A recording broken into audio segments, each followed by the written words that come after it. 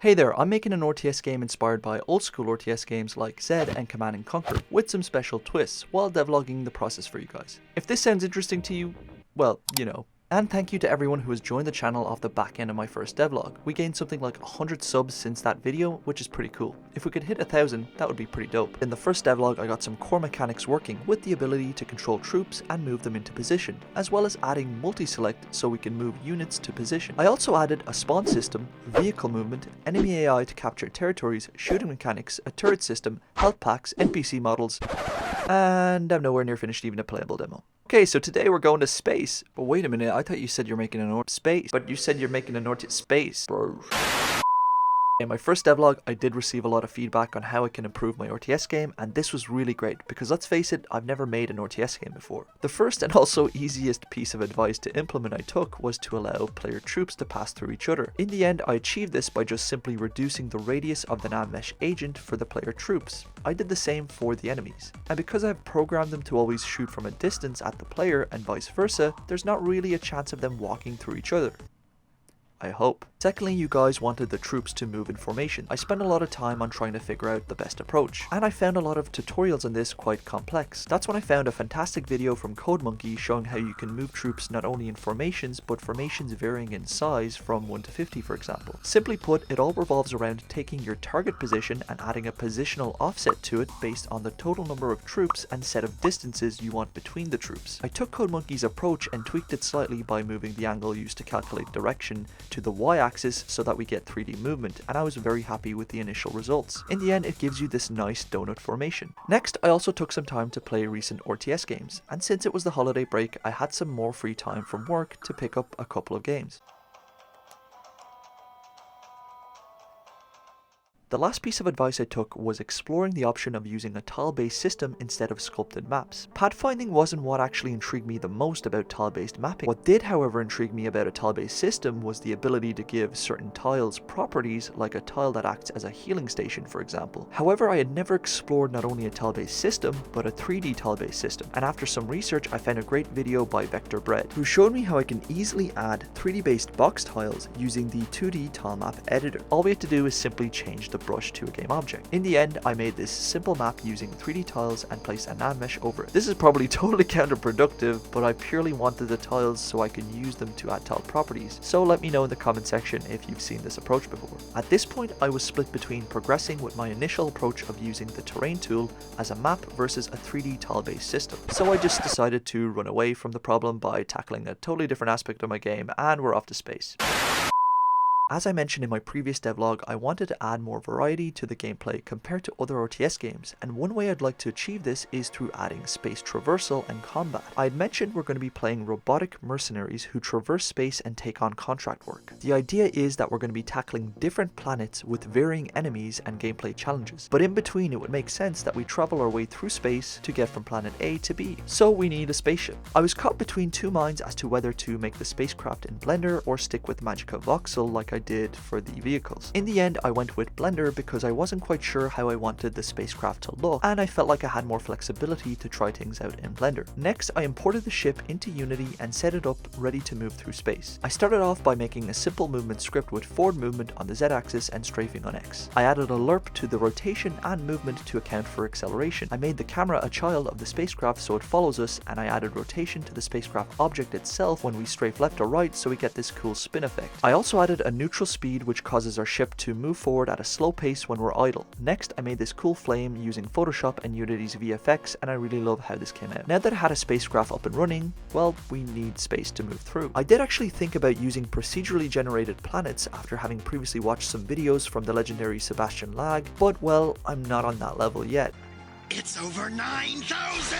Ultimately, I had previously created a planet model in Blender, and I felt like it'd be easier for me to just use that and apply different textures to the models to give me varying planets. At least for now. That was the next challenge. Where can I get planet textures to use? I could attempt creating some of my own, but that would have taken some time to do. I ended up finding an app called Textures for Planets, which actually allows you to generate various textures based on the planet type you want. This was amazing news because it meant I could simply select the planet type that I want, like gas or water-based planets, and it would automatically generate the texture for me. With all this in place, I was able to set up a space scene quite quickly, and it was fun flying to all the different planets. But we were missing something. Enemies we can shoot at. My approach for this scene was as follows. After the player has defeated or cleared a planet of villains, they would be greeted by some form of boss fight. Think of it as the final enemies fleeing into space and linking up with reinforcements. So I made these very retro alien saucers for our enemies to fly in, and I don't know if I'll end up using this in the final build, but I love the art direction. Very Mars Attack looking.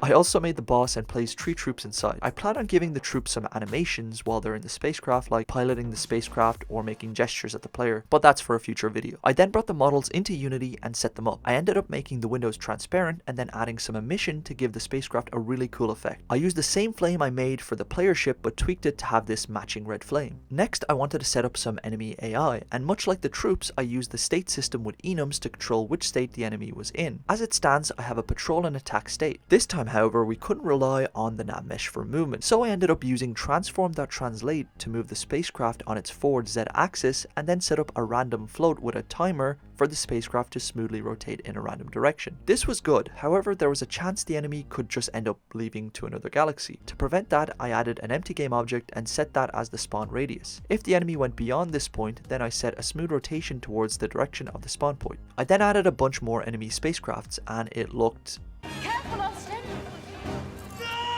With the patrolling working well, the next clear challenge was obstacle avoidance. After doing some searching on potential solutions, I ended up using a similar approach to my vehicle obstacle avoidance, but casting 3 rays at the front instead of 5, and if they hit another object, adding a 90-degree rotation depending on the normal of the point where the ray hit the other object. Like I mentioned earlier, my goal here was to set up a boss fight, and I thought a cool idea would be that if the player gets within a certain range of the enemy spacecrafts, they would proceed to create a perimeter around the boss while also spinning around him, protecting the boss. Additionally, a force field would be activated so you're unable to engage the boss until you've defeated all of his minions, effectively giving you 2 phases of the boss fight. How I approached this in the end was by using the unit movement function that we'd set up for our troops. By tweaking it slightly, I was actually able to set it up so that if the player entered a trigger of either the enemy ships or the boss, a function called trigger boss fight would be called that switches the enemy into the attack state and moves the ships into position. Once each enemy reached their position within the unit, a bull would trigger them to start rotating around the boss using transform.rotate around. And when all this was set up, it felt really rewarding watching all the enemies surround the boss and rotate around him. Now that I had the enemy attack state ready, I was getting into the core of the gameplay moment.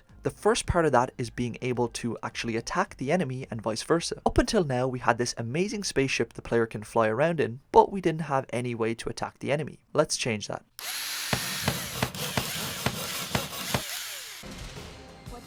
Rocket launcher. Okay, now we have a hangar, as well as rockets to hold in our ship's hangar. Before we could get our rockets to fire, however, there were a couple of steps still required. For one, we had no way to aim the rockets with no cursor. So I created this cursor in Photoshop and set it up through code so that if we're in the space scene, the cursor is changed and centered to the screen. One big challenge I faced throughout my whole game dev career is performance. With RTS games in particular, as well as space shooters, there will be a lot going on the screen, which can take up a lot of memory. I ended up using Unity's object pooling system for instantiating all the rockets and enemies I would need at the beginning of the game, and then simply using the get function to set my game object as active when I need it. In summary, when the game starts, my object pools instantiate the player and enemy rockets as well as the enemy ships. I set up empty game objects for both the player and enemy where the rockets are held and set these as the rocket positions after retrieving them from the pools. You can then simply substitute your destroy function with the release function, which will do the opposite and make the game object inactive whenever they're typically destroyed. I adopted the same approach for the enemies with spawn positions where they would be instantiated at the start of the game. Moving forward, I have a structure to make the game more performant, and I was really happy about that. Now that the setup was in place, it was time to fire some rockets. I set up a combat script for the player to manage this. If we press right click on the mouse, we fire out a raycast from the camera position, and if it hits an object, we grab the point at which it hit. We then calculate the direction between what we hit and the player ship and use rigidbody.addForce to fire the rocket towards the direction. I also had a bug where if the ship was moving forward, the rocket's speed didn't match the ship's speed, and it looked like the rocket was standing still. To fix this, I took our movement input on the forward axis and multiplied it by the missile speed. Now, what if we fire a rocket and it doesn't hit anything? Well, in that instance, I set it up so that the target becomes the center of our screen, which is converted to a world point using screen to world point. Firing rockets was a lot of fun, but something was missing.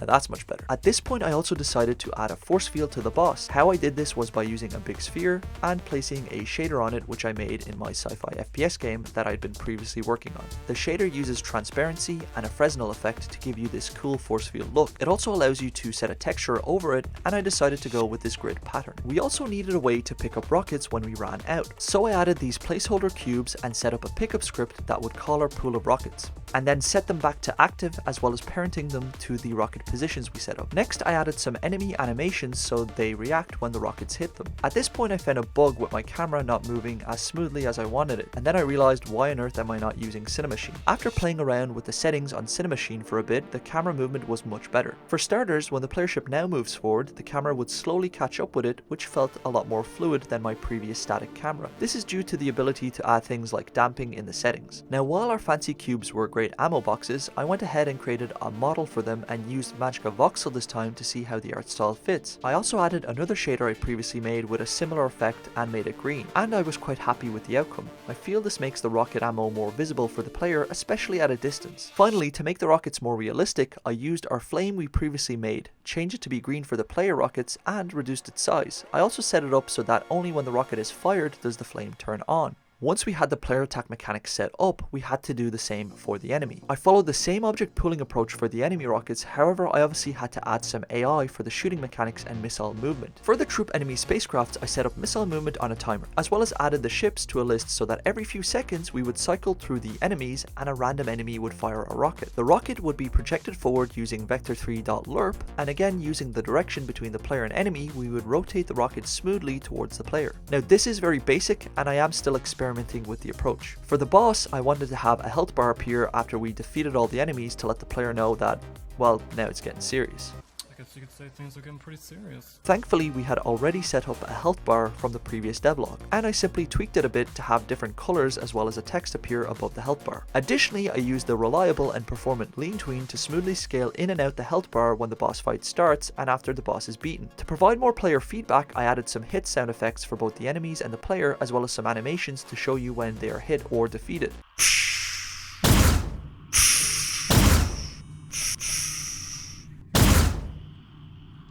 And finally, I made some more visual effects using Unity VFX graph. And when I say I made, I mean this time I took the out-of-the-box prefab VFX, tweaked them, slapped on the good old coffee cup ink logo, you know what I'm saying. Now, when our rocket collides with the enemy or vice versa, you get a cool explosion. Also, if our health drops below 30, we have some green smoke come from our ship, and if either the player or enemy health drops to 0, I set it up so that the flame visual effect stops playing, the defeated animation plays, as well as the smoke and explosion effect. For the boss's attack behavior, I wanted to try out something different. I thought it might be interesting if we try using the same approach with vector3.lerp, except this time the rockets would be projected downward. Then, depending on the position of the player, we would use rigidbody.addForce to project the rockets towards the player. And that was it, we had our gameplay moment set up. Overall, it took me about 3 weeks to complete this segment since my last devlog, because I spent a week or so on editing and recording the audio, and I'm quite happy with the progress made so far. Because I'm approaching the RTS genre a bit differently, I'm really eager to see what you think, so if you have any feedback for me, feel free to drop a comment below or join my Discord. And in my next video, I'm going to be remaking a classic favourite game of mine and many of you out there, so subscribe for that.